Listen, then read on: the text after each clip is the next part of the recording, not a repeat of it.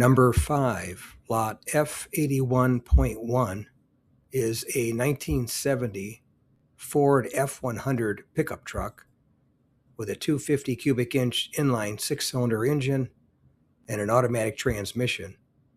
And it sold for $16,500 on Friday, June 5th. And I'll read from the Mecum website. Odometer reads 54,586 miles. And the highlights are 250 cubic inch inline 6-cylinder engine, automatic transmission, original rubber floor mats, chrome front bumper, step-up rear bumper, Cooper Cobra radial GT tires, and directional sport wheels.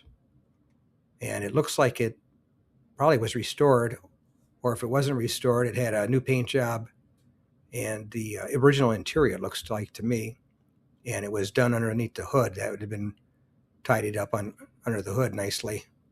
It gets you a nice pickup truck for $15,000 plus the buyer's premium of 10%. So a grand total of $16,500. Gets you a nice looking pickup truck to drive around to the beach or to the cruise or. Thanks again for watching. I appreciate it.